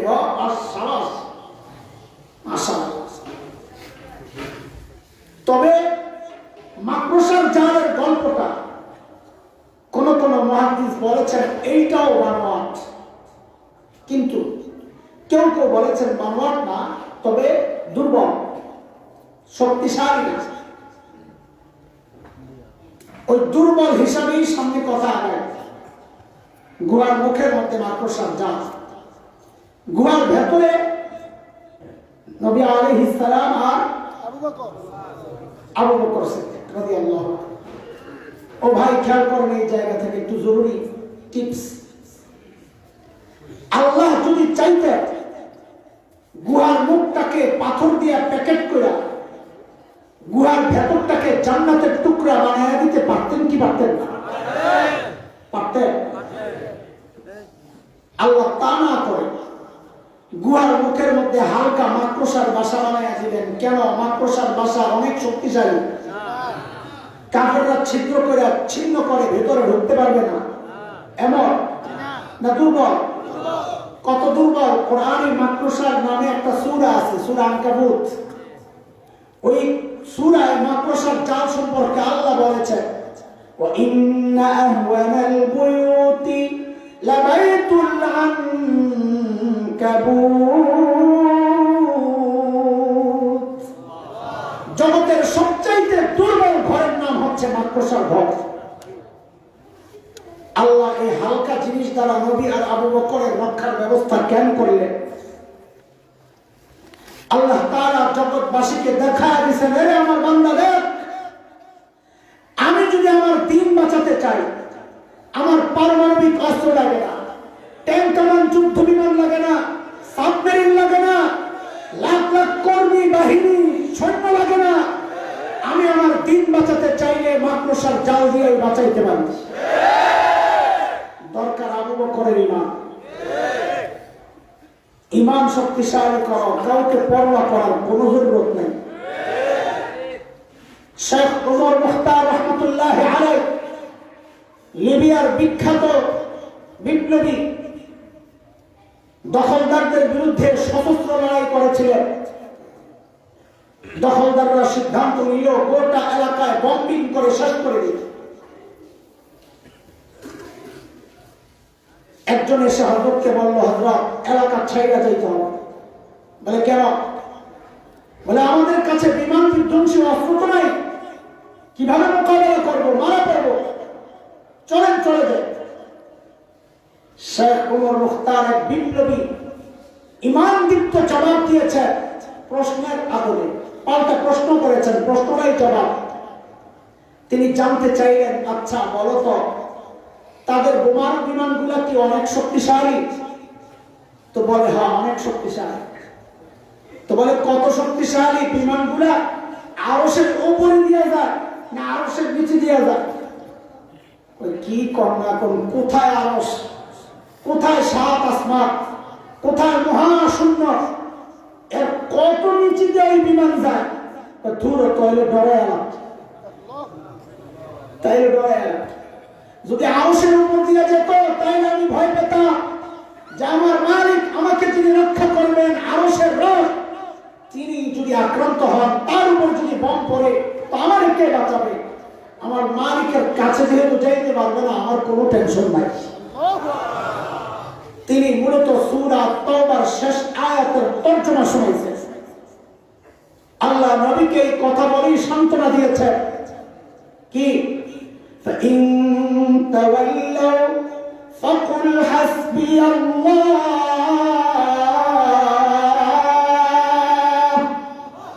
لا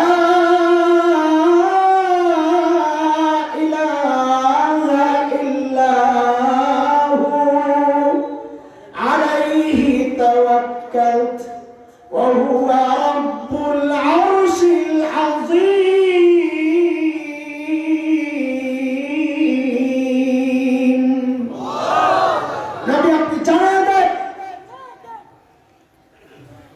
সারা দুনিয়ার মানুষ যদি আমাকে পিঠ দেখায়, আমার কোনো পরোয়া নাই, কারণ আমি আমার রবের উপর ভরসা করি, তিনি ছাড়া কোনো মাবুদ নাই, তিনি আরশে আজিমের মালিক।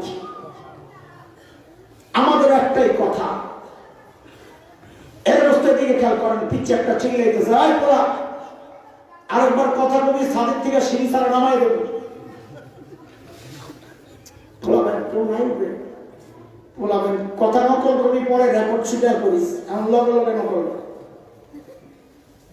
কেন? যখনই একটা গুরুত্বপূর্ণ বিষয় হয় একটা বাধা সৃষ্টি হইতেছে, বুঝি না কিছু কপাল লেখা।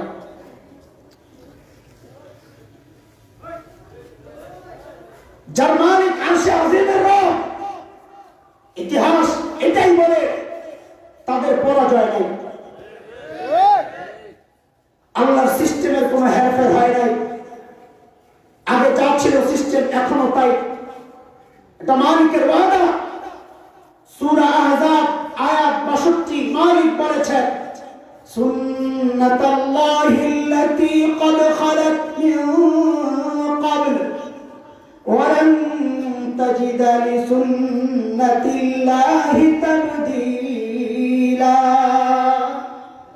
আল্লাহ বলেন আমার কোন সিস্টেমের পরিবর্তন নাই। আগের সিস্টেম যা ছিল এখনো তাই। আগের সিস্টেম ছিল নমরুদের মালিক ছিল না, নমরুদ ধ্বংস হয়েছে। ফেরাউনের মালিক ছিল না, ফেরাউন ধ্বংস হয়েছে। ইব্রাহিম আলাইহিস সালামের মালিক ছিল, ইব্রাহিম আলাইহিস সালাম জিতে গেছেন। মুসা আলাইহিস সালামের মালিক ছিল, মুসাও জিতে গেছেন। বিলাল হাবশীদের মালিক ছিল, বিলাল হাবশীও জিতে গেছেন। আজকে যারা আমাদেরকে রক্তচক্ষু দেখাও, ঘাড় রক্তাতে চাও, মারতে আসো, শুনে রাখো বাবনগরীর মালিক আছে, মামুনুল হকের মালিক আছে। তাদের জয় সুনিশ্চিত, তোদের পরাজয় নিশ্চিত।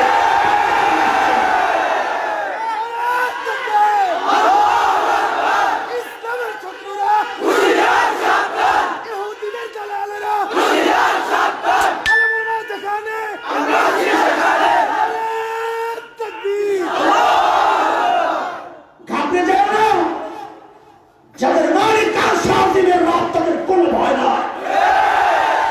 কিসের ভয়? ভয়টা কিসের? হাজারো বিড়াল যদি মুখ বাইর করে, বাঘ দেখে হাসবে, কারণ এগুলো সব বিড়ালের মুখ। হাজারো বিড়াল হামলার জন্য রেডি, বাঘ যদি লেঞ্জা দেখায় সব পালাবে, কারণ এটা বাঘের লেঞ্জা।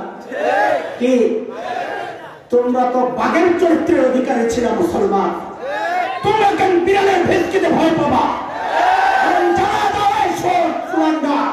মুসলমানদের চরিত্র হচ্ছে তাদের শরীর থেকে কল্লা আলাদা হয়, মুখ থেকে কোরআন আলাদা হয় না।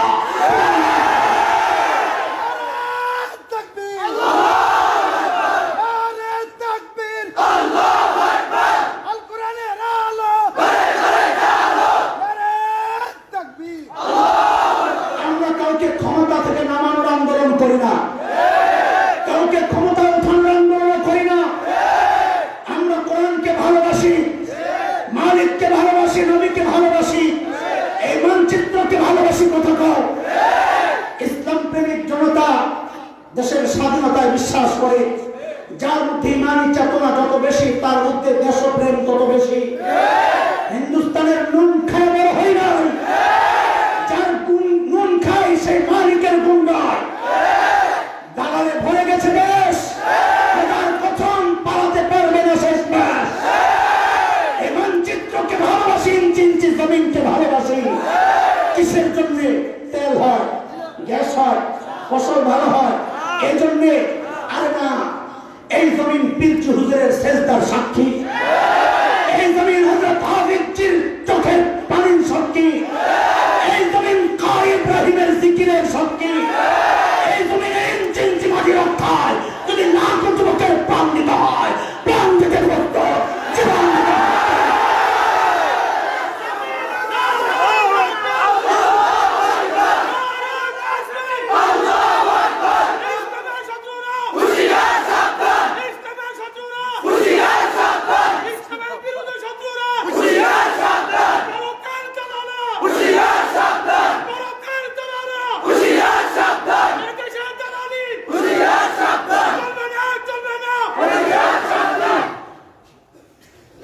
ভয় কাকে পাবো?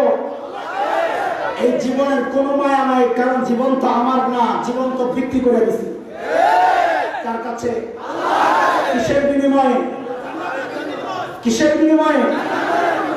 জীবন বিক্রি সবাই করছে। কেউ করছে রামবামের কাছে, কেউ করছে মালিকের কাছে। রামবামদের কাছে যারা জীবন বিক্রি করেছে তারা রামবামদের গুণগান গাবে, যারা জীবন মালিকের কাছে বিক্রি করেছে তারা মালিকের গুণগানই গাবে। তুমি আমাকে টুকরা টুকরা করতে পারবা, কিন্তু আমার ঈমানকে আমার সিনা থেকে সরাইতে পারবে না। মুসলমান, বাংলার আকাশে শকুনের আনাগোনা পরিলক্ষিত হচ্ছে।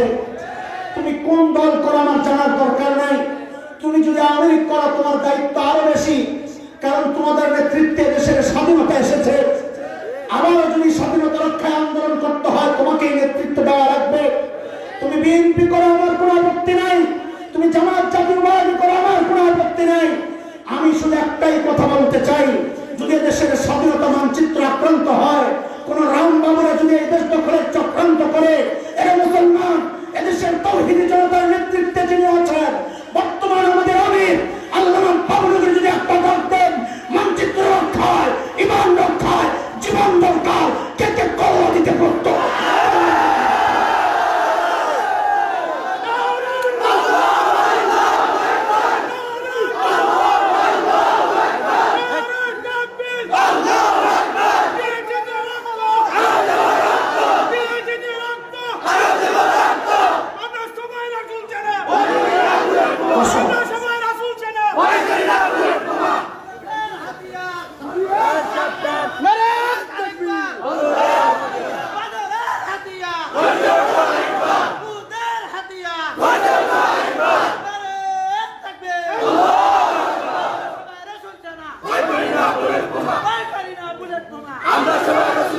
আল্লাহর হাবিব সাওর গুহার ভেতরে সাইয়েদনা আবু বকরের কোলে মাথা রেখে ঘুমাচ্ছিলেন, আরাম করতেছিলেন। আর ঘুম থেকে উঠে দেখেন যে আবু বকরের চেহারার মধ্যে চিন্তার ছাপ। এর দোস্ত একটু জিজ্ঞেস করতে চাই, আবু বকরের চিন্তা কার জন্য? নিজের জন্য না নবীর জন্য? মুসলমান নিজের চিন্তা করে না, কথা বলো। এই যে কথাগুলো বলছি, নিজের চিন্তা করলে এই কথাগুলো বলতাম না। আমিও তোমার মতো হালুয়া রুটি খাইতে পারতাম, অফার তোমার চেয়ে আমার কাছে বড় পাই আসে। কারণ তারা জানে কারে বেশি দিলে লাভ হবে, কারা আটকাই দিলে বেশি লাভ হবে তারা জানে না। তোমার মতো খিচুড়ি মার্কারে তারা হালুয়া বেশি দিবে না তাও জানি। 2 পয়সা খাইয়ে ঘুরে গেছো। ঈমান এত হালকা না, ঈমান এত হালকা না। গোটা দুনিয়াও যদি হাতাই না তুইলা দেয়, আমি বলবো আমার ঈমানের দাম তো পরিশোধ হয় নাই। কেন কেন? হিসাব সোজা। আমার নবী বলেছেন এই ঈমানের দাম এত বেশি, শুধুমাত্র ঈমানটা নিয়ে কবরে গেলে আল্লাহ তাআলা এরকম কমপক্ষে 10টা দুনিয়া আমায় দিবেন। তার মানে গোটা দুনিয়া দিলে তুমি তো আমার 10 ভাগের 1 ভাগ দাম দিলা, আরো 9 দুনিয়া দাও, তারপরে চিন্তা করো ঈমান বেচুন কি বেচুন না। কথা ঠিক? আমরা এই জীবনের কোনো মূল্য নাই, কারণ এই জীবনের বিনিময়ে জান্নাত পাইব।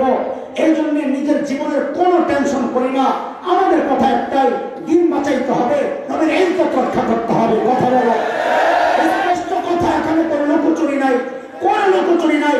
আবার বলি, কোন দলের বিরুদ্ধে আমাদের অবস্থান নয়, কোন ব্যক্তির বিরুদ্ধে আমাদের অবস্থান নয়, কারণ চেতনার বিরুদ্ধে আমাদের অবস্থান নয়। ক্ষমতার ভাগ বাটোয়ারার হালুয়াও খাইতে চাই না। মুসলমানদের এই জমিনে মুসলমানদের প্রাণের কথা, এই জায়গায় নৌকা নেই, লঙ্গর নাই, ধানের শীষ নাই, দাড়িপাল্লা নাই, সকলের একই আওয়াজ। নবীর দুশমন যারা, নবীকে গালি দিবে যারা, দাড়ির টুপি নিয়ে কটাক্ষ করবে যারা, তাদের একটাই শাস্তি চাই, মৃত্যুদণ্ড দিতে হবে। এই কথার সাথে দ্বিমত পোষণ করলে ঈমান থাকবে না। কেন?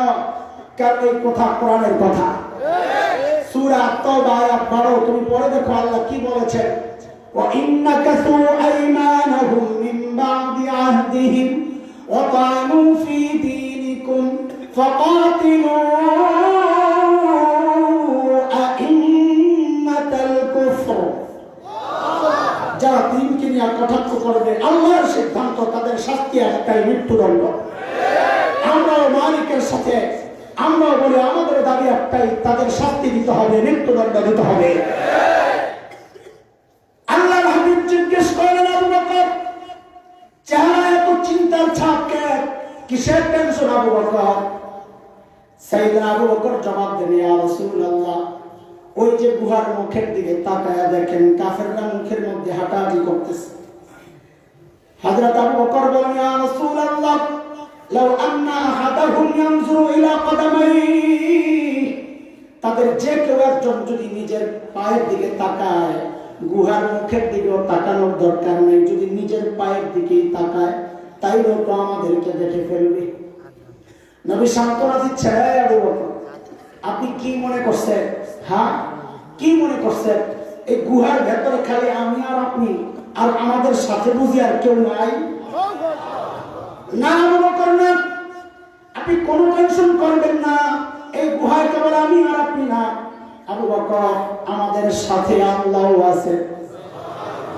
আল্লাহ তাআলা এই সান্ত্বনার কথাটা আল্লাহর এত পছন্দ হয়েছে, আল্লাহ কোরআনুল কারীমের সূরা তাওবার একটা আয়াতের টুকরা বানায়া নাযিল করে দিয়েছে। মালিক বলেন, ইযহুমা ফিল গার ইয ইয়াকুলু লিসাহিবিহি লা তাহজান ইন্নাল্লাহা মা'ানা। দুইজন যখন গুহায়, একজন যখন তার সঙ্গীকে বললেন, আর অনেক সূক্ষ্ম সূক্ষ্ম কথা ছেড়ে ছেড়ে দিয়ে যায়, সাধারণ মানুষ কি বুঝবে, কিন্তু কিছু কথা না বলে নিজেরই শান্তি লাগে না। আবু বকরের মর্যাদা শোনাই দিছি তো এটাও বলা দরকার। আল্লাহ বলতেছেন, একজন যখন বললেন লিসাহিবিহি, তার সাহেবকে, তার সাহাবীকে, তার মানে হচ্ছে আল্লাহ তাআলা আবু বকরকে নবীর সাহাবী হওয়ার স্বীকৃতি দিয়েছেন। কাজে আবু বকরের সাহাবিয়তকে কেউ অস্বীকার করলে সে কাফের হয়ে যাবে। আল্লাহ তাআলা বললেন নবীর কথা, আবু বকর আপনি ঘাবড়াবেন না, লা তাহজান, কোনো টেনশন নাই। কেন? ইন্নাল্লাহা মা'ানা, আবু বকর আল্লাহ আমাদের সাথে আছেন। সাইয়েদনা ওমর বুঝছেন, ওমর খাইছে রে খাইছে, কি কারবার এটা, কি কারবার? সারা জিন্দেগি আমল করে নবীর কাছ থেকে স্বীকৃতি কি পাইছি আমি? আমার নবী কি স্বীকৃতি দিয়েছেন? নবীর সাথে আমার সম্পর্কের লেভেলটা কি? তো লেভেল হচ্ছে, আল্লাহর নবী বলেছেন ওমর সম্পর্কে, খেয়াল করেন একটু সূক্ষ্ম কথা, মনোযোগ না হলে এই সূক্ষ্ম কথা বুঝা যাবে না। ওমর সম্পর্কে নবী বলেছেন, লাউ কানা বা'দি নাবিয়্যুন লাকানা ওমর, আমার পরে যদি কেউ নবী হতো তো ওমর হতো। কে? আমার পরে, বলেন আমার পরে যদি কেউ নবী হতো তো ওমর হতো। আচ্ছা বলেন তো এই হাদিস কি প্রমাণ করে মর্যাদা বেশি কার, আবু বকরের না ওমরের? বলেন বলেন, ওমরের। কারণ নবী তো বলেন নাই আমার পরে কেউ নবী হলে আবু বকর হতো, এটা তো বলেন নাই। নবী কি বলতেছে? আমার পর যদি কেউ নবী হতো, কে হতো? এটাই তো বুঝছি না, আমিও তো এটাই বুঝছি।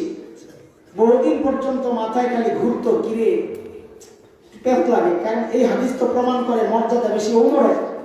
অথচ আহলুস সুন্নাহ ওয়াল জামাতের স্বীকৃতি হচ্ছে নবীদের পর সারা মানব ইতিহাসের শ্রেষ্ঠ মানুষ হচ্ছেন সাইয়েদনা আবু বকর। অথচ এই হাদিস প্রমাণ করে মর্যাদা বেশি কার? আমি আপনি যাই বুঝি না কেন, ওমর বুঝছেন আসলটা।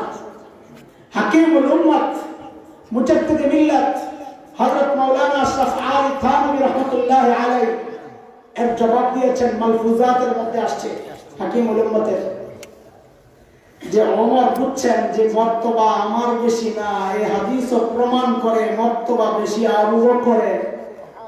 কেন?